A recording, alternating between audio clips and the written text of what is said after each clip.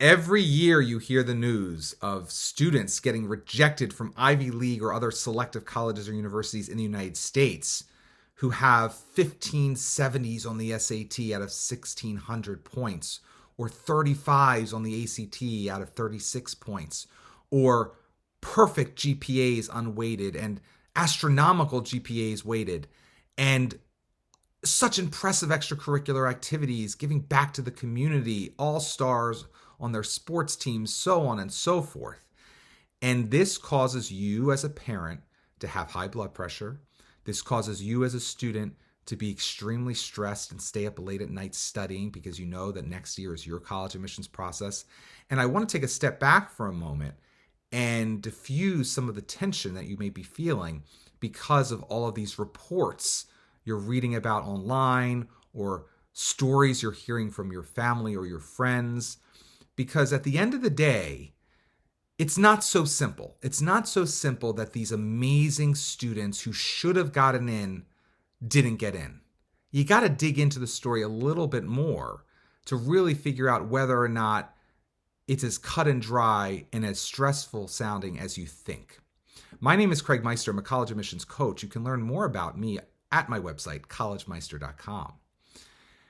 The fact of the matter is, when students who have such strong grades and such strong scores and impressive extracurricular activities don't get into colleges that they want to get into, it's usually their fault.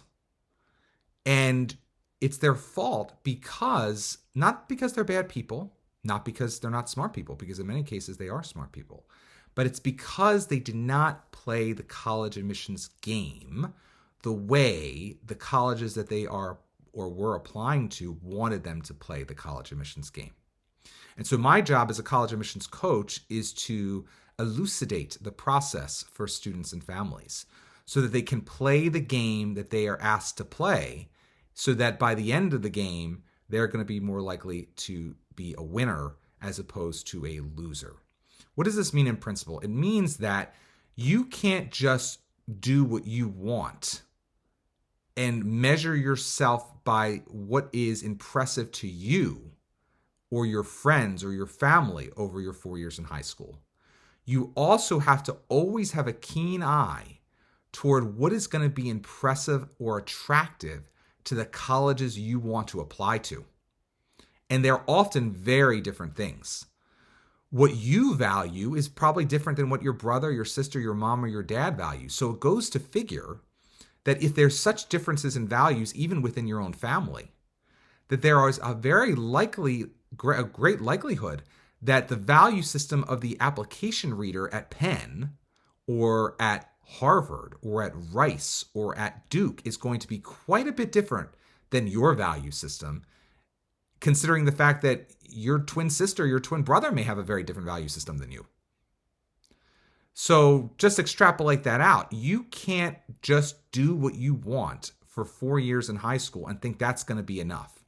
Or you can't just say, well, the highest score is a 1600. I need to get that. That will give me a much better chance of getting in and think that's going to be enough. Or a perfect GPA at my school is 5.5. Weighted, I need to get that. That's going to be enough. It's not so simple. It's not just about checking the boxes of these objective measures. Similarly, as it relates to subjective measures, you may have heard that colleges really like students who have pursued their passion. So you decide, oh, I'm going to pursue my passion, and they're going to see it was my passion on the application. Well, not so fast. It's your job to convey your passion on the application, especially if it's a passion that's unique and probably not the passion of the application readers reading your application. How are you going to convey that you have that passion beyond just reporting what you accomplished in the activity?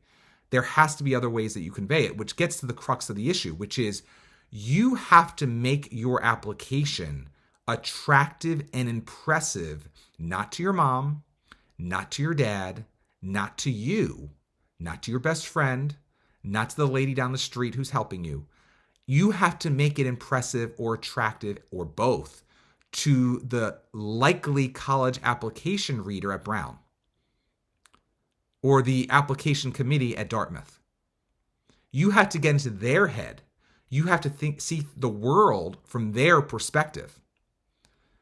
All right. So I know this is sad to hear, but you basically have to consider the audience when you're thinking about how you are going to not only engage in the world over your high school career, but also how you are going to communicate on your college application about how you've engaged in the world over your high school career. That's a very clear distinction. I'm more apt to say just do your own thing, be who you are in real life over your high school career, march the beat of your own drummer.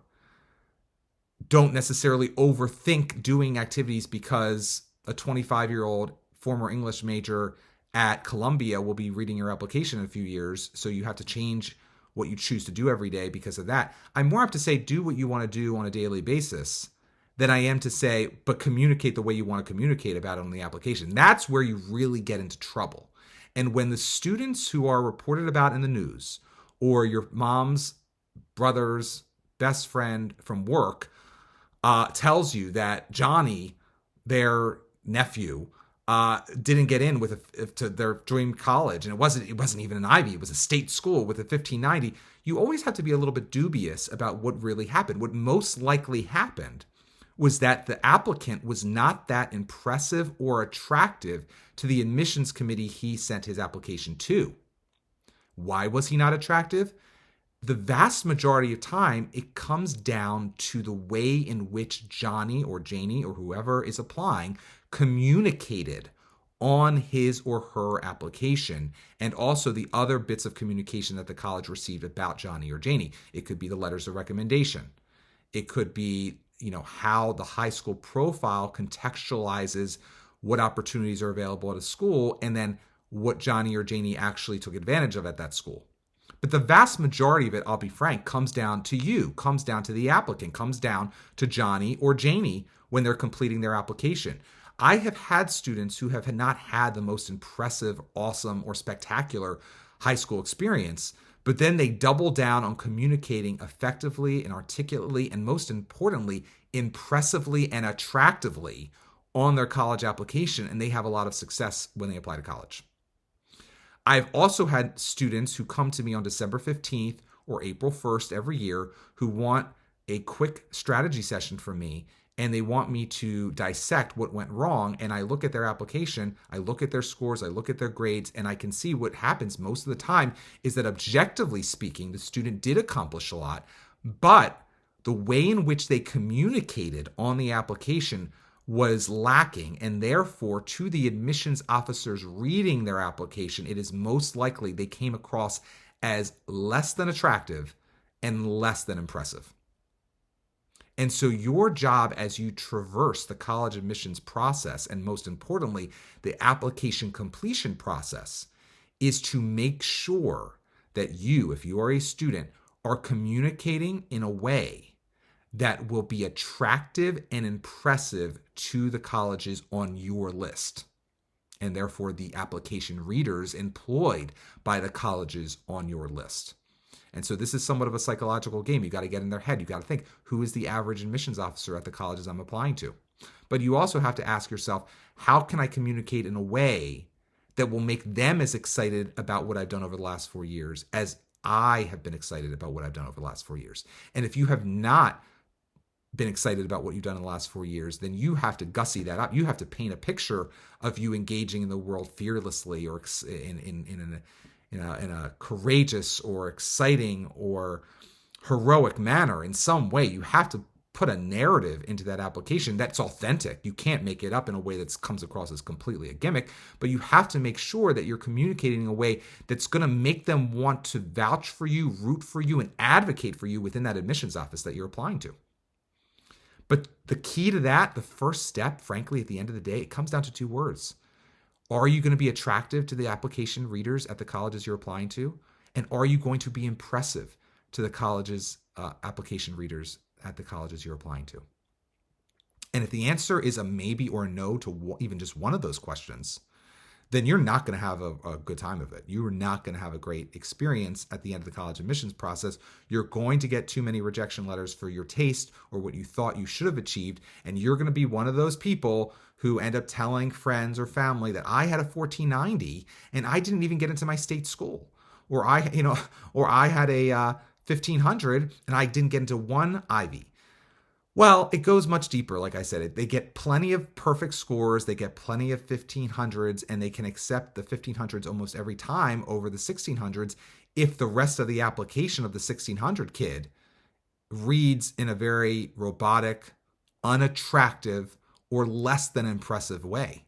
Whereas the kid who has the 1490 or the 1,500, or even is applying test optionally, or has the slightly worse GPA, he or she is telling a story with his or her application that makes the application readers at the colleges on your list or his list or her list sit up on the edge of their chair and say, I have to accept the student. I have to accept the student. I root for the student. I want the student to be a impact player on our campus.